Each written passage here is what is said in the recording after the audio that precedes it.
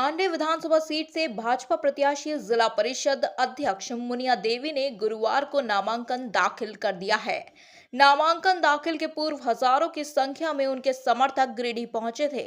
नामांकन दाखिल करने के क्रम में उनके साथ छत्तीसगढ़ के उप मुख्यमंत्री, पूर्व विधायक लक्ष्मण स्वर्णकार, सांसद प्रतिनिधि दिनेश यादव, प्रवीण चौधरी आदि मौजूद थे। इधर नामांकन करने के बाद आम बागन सीओडी में विशाल जनसभा का भी आयोजन किया गया, जिसमें प्रदेश अध्यक्ष बाबूलाल मरांडी, डिप्टी सीएम छत्तीसगढ़ विजय कुमार शर्मा, कोडरमा सांसद अन्नपूर्णा देवी। नामांकन सभा में हमारे दो प्रत्याशी गांडे गिरिडीह जिले के अंदर ऐसे 3 प्रत्याशी का नामांकन हो रहा है। अभी ये सभा गांडे और जमुआ विधानसभा के हमारे प्रत्याशी हैं मुनिया देवी जी, डॉक्टर मंजू कुमारी जी नामांकन करके यहाँ उपस्थित हुई है लोगों का आशीर्वाद लेने के लिए। और जमुआ और गांडे विधानसभा की ओर से लोगों का आशीर्वाद सहयोग पूरा रहेगा।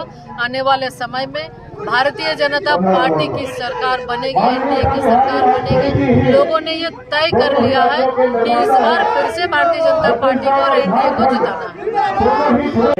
भूखे नहीं रहेंगे, घर घर तक विकास की रोशनी पहुंचेगी। और मैं तो कहता हूँ कि हम सब झारखंड के वासी छत्तीसगढ़ के बता रहे थे, हम सब तो सहोदर हैं कि एक साथ एक माता पिता के संतान में एक साथ राज्य बना है। थोड़ी स्थापना में इनके यहाँ 1 नवंबर तो अपने यहाँ 15 नवंबर ये किसने बनाया? अटल बिहारी वाजपेयी जी ने बनाया, एनडीए गवर्नमेंट ने बनाई। अब जरा याद करिए, कांग्रेस पार्टी तो वर्षों से इस देश में राज किया था, लेकिन कभी भी उन्होंने झारखंड नहीं बनाया था।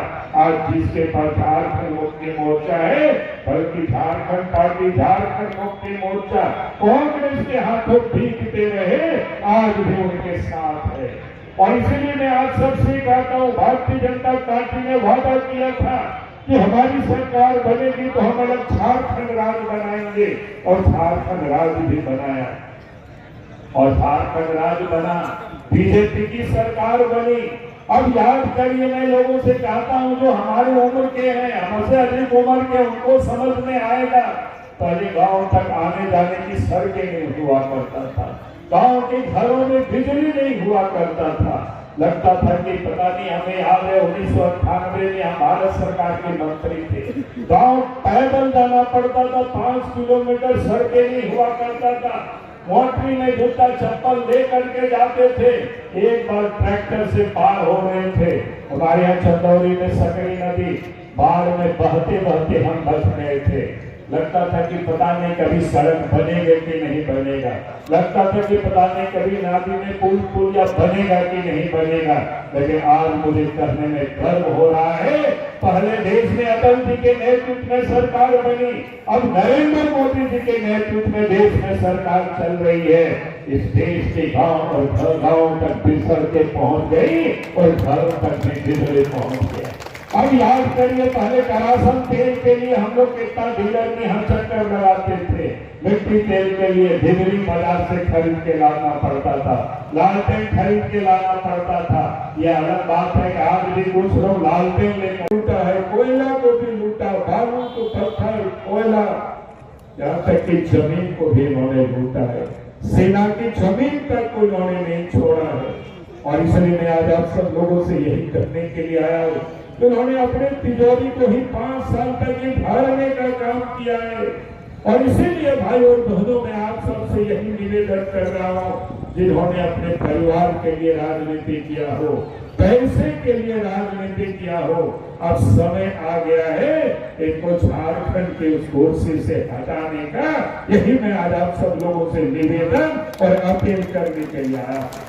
और मैं आप सब लोगों से ये कह रहा हूँ, भारतीय जनता पार्टी जिसका नेतृत्व देश में आदरणीय प्रधानमंत्री नरेंद्र मोदी जी कर रहे हैं, भारतीय जनता पार्टी जो कहती है वो पूरा करती है। देश के प्रधानमंत्री नरेंद्र मोदी जी ने गरीब की कल्याण के लिए अनेकों योजना निकाली। गरीबों को प्रधानमंत्री आवास, गरीबों के घर में शौचालय, गरीब के बच्चे कोई भूखे नहीं रहे, उसके लिए भी गरीबों को अनाज, गरीब की अच्छे इलाज हो। आयुष्मान योजना के तहत 5 लाख रुपया तक की इलाज लीजिए, 5 लाख लोगों को नौकरी देंगे। और उन्होंने अपने पिताजी का कसम खाया था। उन्होंने कहा था कि हम शिबू सोरेन के बेटा है, 5 लाख नौकरी नहीं देंगे तो हम राजनीति से संन्यास ले लेंगे। आज जो व्यक्ति अपने पिताजी का कसम खाता हो और उसके बाद भी पूरा नहीं करता है, तो झारखंड की जनता को ठगने में उनको कितना समय लगेगा। और इसलिए मैं आज सब लोगों से यही कहने के लिए आया हूं कि उन्होंने अपने पिता की कसम खा करके उस वादा को उन्होंने पूरा नहीं किया, बल्कि इस प्रदेश में जितने भी प्रकार के जो एग्जाम हुए, चाहे वो जीपीएससी से हो, चाहे जेसीसी से हो, सबके पेपर लीक हुआ। आज उन सारे भी बच्चों को भी हाई कोर्ट जाना पड़ता है, सुप्रीम कोर्ट जाना पड़ता है। उससे आप क्या उम्मीद करते हैं? इस राज्य में नौजवानों को वो हक दिलाएंगे। और इतना ही नहीं, और उन्होंने कहा था विधानसभा में, झारखंड की विधानसभा, जब सरकार बनने के बाद 2020 में बजट सत्र था, उनके वित्त मंत्री का बजट भाषण में, मुख्यमंत्री का भाषण में वो उल्लेखित है। और उन्होंने कहा कि हमारे जो रोजगार नहीं देंगे तो बेरोजगारी भत्ता देंगे, बीए पास को 5,000 देंगे, एमए पास को 7,000 देंगे। पूरे 5 साल गुजर गया, 5 और 7,000 छोड़ दीजिए, कुछ भी नहीं दिया। बल्कि नौजवानों ने रोजगार के लिए यहाँ वहां जब दौड़ लगाते हैं, गलत का विरोध करते हैं, तो उनके ऊपर डंडे चढ़ाते हैं, उनके ऊपर लाठियां बरसाते हैं। और इसलिए मैं आज आप सबसे यही कहने के लिए आया हूँ, हेमंत सोरेन ने 5 वर्षों में किसी को छोड़ा नहीं, इन्होंने सबको ठगा है और झारखंड को भी उन्होंने लूटा। उसको टूल्स की तरह उपयोग किया, वसूली में लगा। नतीजा ये हुआ कि राज्य में कानून व्यवस्था पूरी तरह से बिगड़ गई। और इसलिए मैं आज आप सब लोगों से यही कहने के लिए खड़ा हुआ हूँ, जब तक प्रदेश के अंदर में कानून व्यवस्था ठीक नहीं होगी, भय का वातावरण समाप्त नहीं होगा, प्रदेश कभी भी तरक्की नहीं कर सकता, विकास नहीं कर सकता है। और इसलिए मैं आप सब लोगों से यही कहने के लिए आया हूँ कि झारखंड के अमन चैन के खातिर इस प्रदेश में भारतीय जनता पार्टी के नेतृत्व में सरकार बनानी है। यही निवेदन, यही अपील करने के लिए आया। आज इस प्रदेश में किस प्रकार से 5 वर्षों तक ठगा है, आप एक बार याद कर लो। मैं आपको ये याद सिर्फ थोड़े से आपको दिलाना चाहता हूँ। जब 2019 में चुनाव हो रहा था, झारखंड मुक्ति मोर्चा ने अपनी घोषणा पत्र में घोषणा किया था, गरीबों से क्या वादा किया था। गरीबों से उन्होंने कहा था कि हमारी सरकार बनेगी, सरकार बना दो। प्रत्येक साल में 72,000 रुपया गरीबों को देंगे। 5 साल पूरा हो गया।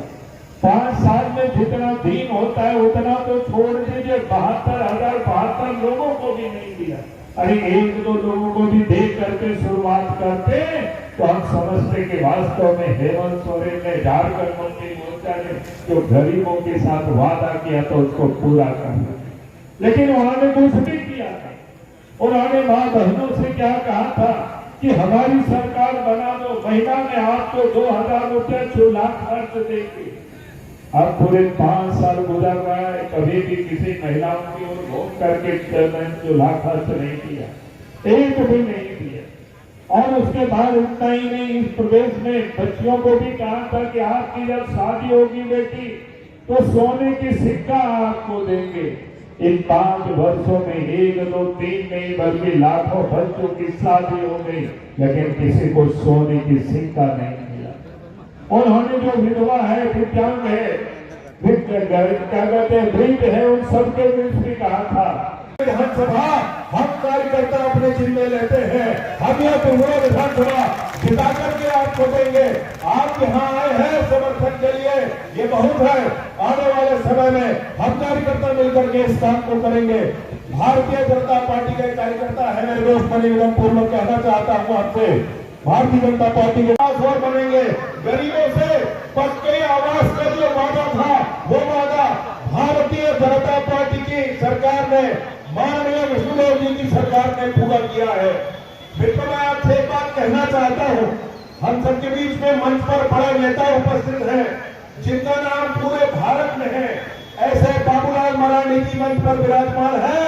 मैंने सुना है कि पहली सरकार में उन्होंने कितनी दृढ़ता के साथ निर्णय लिए थे। ऐसे ही निर्णयों की आवश्यकता होती है और आज वो मंच पर उपस्थित है।